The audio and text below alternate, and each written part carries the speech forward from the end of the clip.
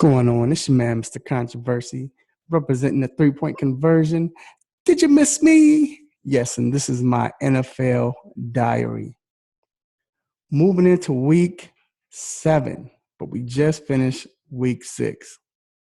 On a bad note, might I say, but I'm going to get to that later. Want to thank everybody who's listening to the podcast. Always appreciate it. Want to make sure you follow me on Mr. Controversy or at Mr. Controversy 21 on Twitter. Also check out the YouTube page if you're watching the video, the 3-point conversion YouTube page. Also, you can find the video or the show on the 3-point conversion website. Also, you're listening to the podcast on the 3-point conversion Spreaker, on the Spreaker station, on 3-point conversion station. Also on iTunes.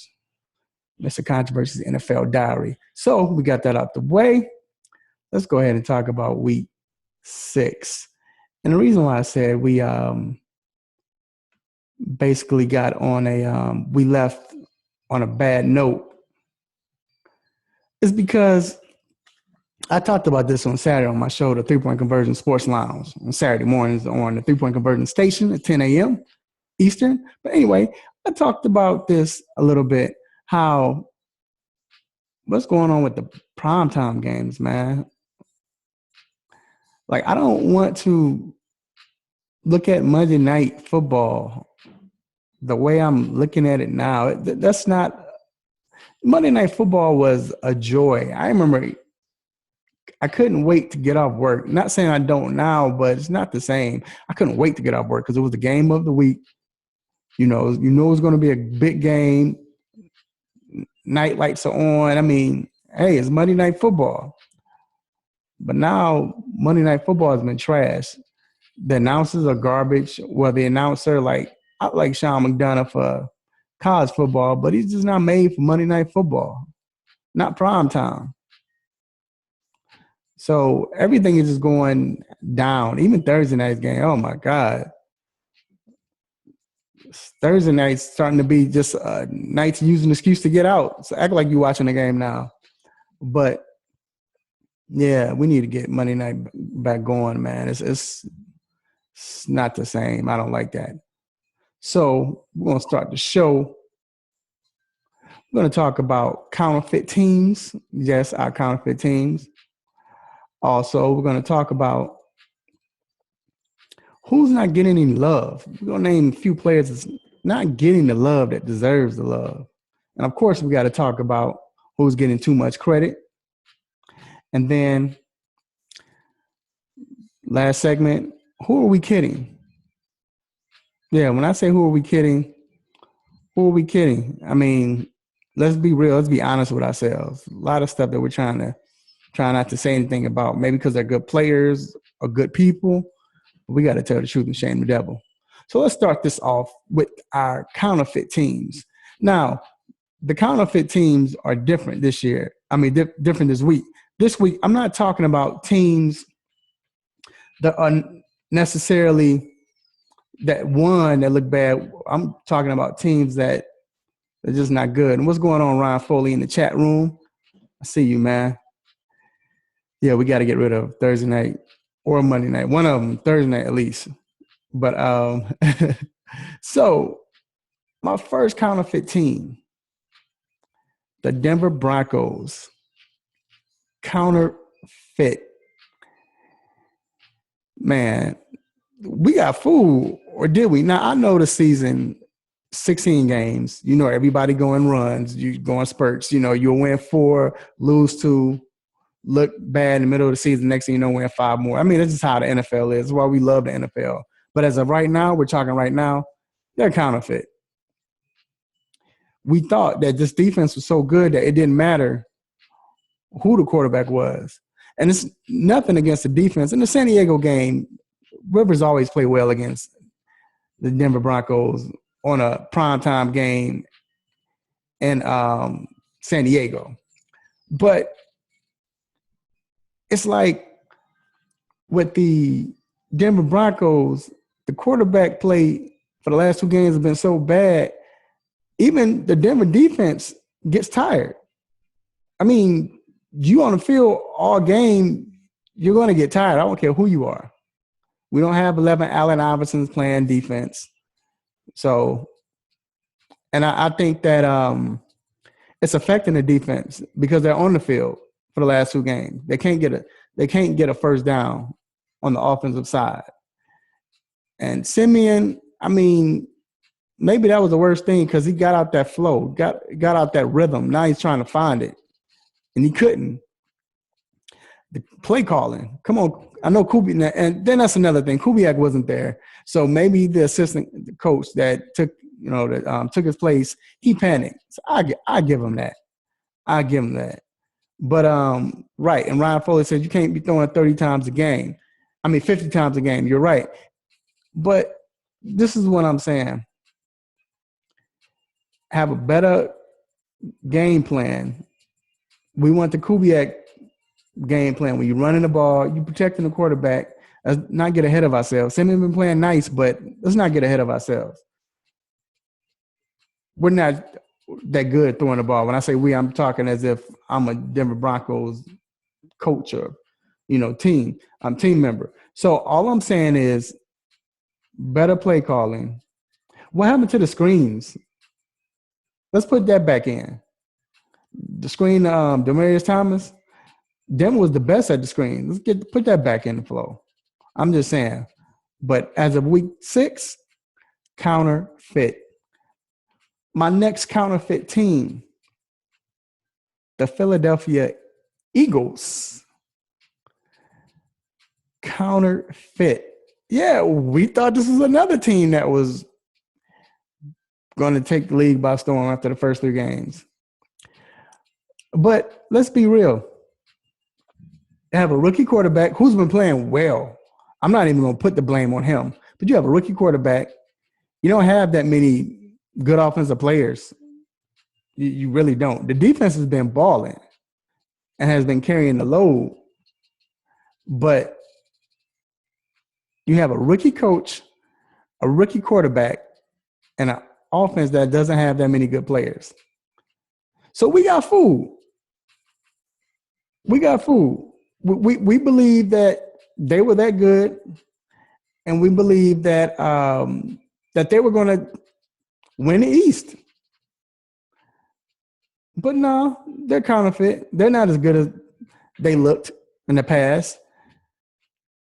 I think we need to dial it down just a little bit. Well, you know what? I'm not even going to say that because, again, he's not throwing picks like that. He's not messing up the game. Wentz, he's not. But we need to start calling plays as far as that, I guess, match our players. We don't have great players in Philadelphia. We don't even have good players. The best player besides Wentz is who? It shouldn't be Sproles. It's not Ryan Matthews. Jordan Matthews? Nah. Look like it's Sproles. That's not good. That's not good. I like Dorian Green Beckham, but nah, he's not there yet. So the Philadelphia Eagles are counterfeit. And my last counterfeit team, I gladly say the Green Bay Packers. Counterfeit. Why? Because, and I'm tired. I always say this. I'm tired of everybody picking the Packers to win the Super Bowl every year. Why? They only won it once. They only went once since Rodgers has been a quarterback. I mean, they're not that good. But this year, counterfeit. Basically, Ryan Foley says 100% counterfeit. Basically, the team is not as the players. Jordy hasn't gotten back to what he used to be. And I knew it was going to take a while. Lacey, he can't stay healthy. I mean, he's going to give you some good runs, but he's going to get you 60-some yards a game. And that's really not his fault. There we go with the game planning, the game calling. You know, you keep running the predictable quick passing plays. The wide receiver core is not good anymore. The defense is not good overall. Running game, they're good. They got drove by Dallas Cowboys, but the running game is pretty good. But as a whole, they're not that good. And sure enough, Sunday, most of their secondary was out. But still, all year, no. When Sam Bradford threw for almost 300 yards, nah. So all I'm saying is, let's look at this team right here of how they really look instead of what they can be. Because every year, I got the Packers going to Super Bowl. Every year, no, they're not good. They're not good anymore. They're not. Counterfeit. So before we take a break, I want to talk about the players who's not getting any love, especially this season. So we're going to start off with Mr. Phillip Rivers. And Mr. Phillip Rivers continues to have San Diego scoring at a high velocity with the shot put, throwing his whatever you want to call it. I don't know how he throws the ball like that. It looks like a shot put, like he should be in Olympics. But he's effective. And everybody they plug in, you notice this about Phillip Rivers, everybody they plug in San Diego, because why? The tight end always getting hurt. Gates always hurt. Keenan Allen always get hurt. Running backs always get hurt. Every year. I want to go to the chat room real quick. Ryan Fuller says, think he would have been better in New York instead of San Diego? Probably so. He probably would have had a championship because it's not on Rivers. But I'm saying every year, this year is the same. Keenan Allen hurt. Antonio Gates is hurt. Woodhead is hurt. Now, they have a losing record. That's not because of Phillip Rivers. That's because of fumbles, because of drop passes, because of the defense. But they're always in the game, scoring at least 28 points. I'm just saying, what or why can't we give this guy any love? We always, when we talk about top quarterbacks, we don't really throw him out. Somebody might say, "Oh yeah, Rivers. He's a close. He should be in the top 10." Or no, he is top 10. We used to blame his interceptions because of Rivers. Blame him and say, "Oh, Rivers, he's going to throw some interceptions," because they don't have anybody running routes. Every time you see him running a route, you throw interception, all you see is Rivers doing like this, pointing, telling the receiver, you need to go that way. So I'm saying we just need to give him some love for once. Another guy that's not getting any love, Matthew Stafford. I'm a Chicago Bears fan. I don't like the Detroit Lions, but Matthew Stafford is balling. He put in this guy named Marvin Jones that came from Cincinnati Bengals, who was a third receiver, second or third option in Cincinnati. Golden Tate hasn't been doing anything, but yet still, Matthew Stafford is keeping them in games, making plays when it counts. It's a shame because when he had Megatron, we just saw a glimpse of it. But that's because he was too locked in on Megatron. But who wouldn't be? It's Megatron. Who wouldn't be tempted to throw to him when he has 4 guys on him? But Stafford is balling, man. I can't deny it. As much as I don't want to say it, he's doing his thing. He's looking different receivers, the running backs checking down. This is a Stafford that everybody expected from Georgia. And he's not getting any love. Yes, their team is not that good, but they've beaten some good teams. They've beaten some good teams this year. So All I'm saying is let's give Stafford just a little bit of love. Can we? Just a little bit? Just just a little bit. That's all I'm saying. Just a little bit. And lastly, Jadeveon Clowney. We're not giving him any love. Let me tell you about the defensive end position. The defensive end position doesn't just mean sacks. Yes, everybody want to say, oh, he's not getting sacks. He's a bust. Even this year, they're saying he's not playing well. No, he is. He's balling. He disruptive. You know, yes, he's not getting a bunch of sacks, but he's getting a lot of tackles for loss. He's making the quarterback step inside. And what? Next thing you know, here they go. Trying to run. Next thing, either they fumbling because they got hit by a linebacker or they throw up interception. But he's playing. Jadeveon Clowney is balling. We can't get on him for that, you know.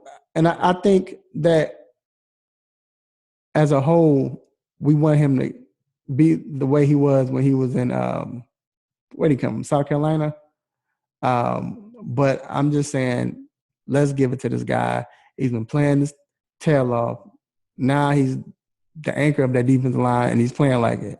So let's give some love to Jadeveon Clowney. I'm sorry. So we're going to take a quick break, and we're going to be right back.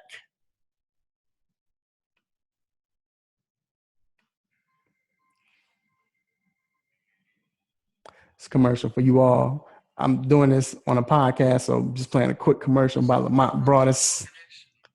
We'll be right back. Yo, man, I'm tired of my Bears losing, man. I can't take it. Seriously, I can't take it. I'm sick. But I can't trade my team. It's Packer week. We got to beat the Packers this week. We don't do anything else. We got to beat them. All right, we are back inside the 3-point conversion sport. Oh, I was about to say sports line. 3-point conversion station. This is Mr. Controversy's NFL Diary. So, you know we got to get to who's getting too much credit. And once again, shout out to Ryan Foley for checking in, man. In the chat room, you all can come in the chat room and interact with Mr. Controversy as he releases thoughts of week 6. So, who's getting too much credit? Has to be Josh Norman. Yes, it has to be Josh Norman. You say, what? Let me tell you why Josh Norman gets too much credit. He's doing this thing in Washington. I get that. He's been playing pretty well. I mean, he's got burnt a couple of times, but you're a cornerback. You're going to get burnt. Everybody's not Deion. This is not. So he's been doing this thing, but the reason why he's getting too much credit, because everybody want to blame Carolina Panthers GM for not signing Josh Norman because of their woes on the secondary side of the ball in the defense. No, Josh Norman, I mean, yes, he has somewhat to do with it a little bit.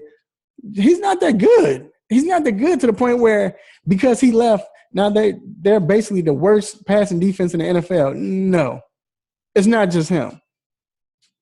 Stop giving him too much credit. And this has nothing to do with Josh Norman. I'm not taking anything from him, but Carolina's defense just sucks. Everybody sucks. They're not getting any pressure. What happened to the pressure? Josh Norman has something to do with that from the D-line. They're not getting enough pressure. Keithley is balling, but the linebacker's not playing as well as they was last year. Yes, the secondary sucked. I mean, who's playing opposite of Norman? They all suck. All of them. You know, so I think we give him too much credit. I think we want him to be that guy. Maybe just to draw controversy. And I understand Josh Norman came out and said, I remember he made a statement. I forgot what he said exactly, but he made a statement basically saying last week when Julio torched him for 300 yards, that's what y'all get basically. But Josh, you probably would have got 150 of that. He probably would have got 160. I mean, you couldn't stop Julio that day. But I'm saying he's not. We're giving him too much credit, y'all. Carolina defense just sucks this year. They're just not. They're not that. Ryan Foley in the chat room says you get what you pay for. Yep, you do. But just not give them too much credit. Yeah, maybe Carolina be what they're 1-4, 1-5 right now. Do they have a bye? I think they're 1-5. They'd be what? 3-2 maybe with him. But we're giving him too much credit. He's not that good. Okay. This is the last segment. Yeah, they're 1-5. Appreciate that.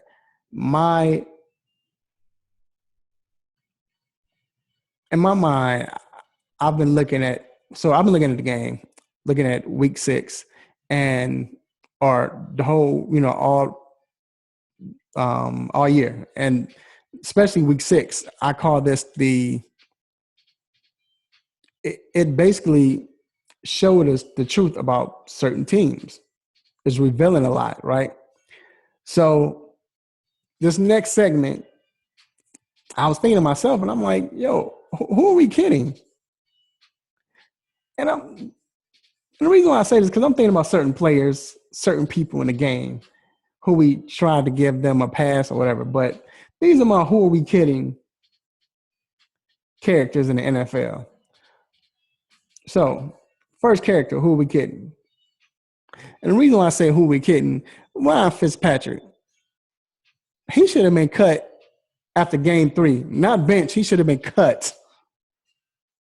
This guy sucks. And the reason why I say who are we kidding, when is the last time Fitzpatrick been good? I mean, he had a good season last year.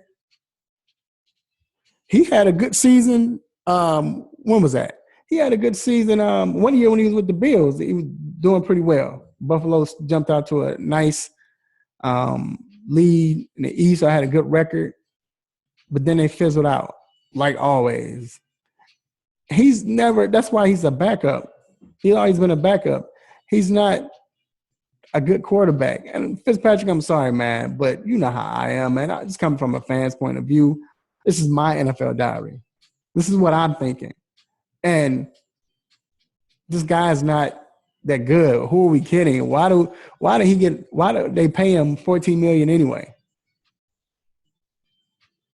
It's not that good. But yet still he starts. Man, who are we kidding? Also, who I'm thinking about when I say, man, who are we kidding? It's Aaron Rodgers. You notice I didn't mention Aaron Rodgers when I talked about counterfeit teams. But who are we kidding? He's slumping. Yes, he's 32. He's still particularly young when it comes to quarterbacks. But you have to remember, he sat, 3 or 4 years before he came in and started for the Packers. So that means actually that he wasted 3 of his good years.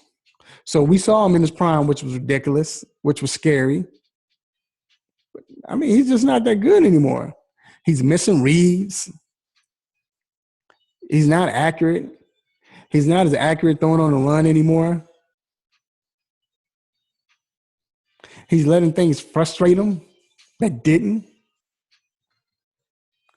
And remember, he used to throw interceptions. He's always blaming the receivers. You notice he's not doing that anymore. Why? Because it's him. He's making the mistakes. But we want to give Rodgers the pass. He's top 5 in the league. No, he's not. No, he's not. I'm not saying he's the worst quarterback, but I'm just saying, who are we kidding? He's not that good anymore. He's not. I didn't say he's not good. He's just not that good as he once was. He's not. That's why the Packers are 3-2, solely on him. Not that good. But who are we kidding, man? Let's just be real. And then the last person I thought about when I was like, man, who are we kidding? This guy should not be coaching. Marvin Lewis. Marvin Lewis should have been fired 6 seasons ago. And not saying he should have got fired for last season. I'm just saying he should have been fired 6 seasons ago when they had a chance to fire him. But they didn't. They showed loyalty in Cincinnati, and that's all well. But and then again, we can say they played a tough schedule, this tough stretch of the schedule. I mean, they played New England, they're 5-1. They played Dallas, they're 5-1. They lost to Pittsburgh, they're 4-2, but only 4-2 because Big Ben got hurt.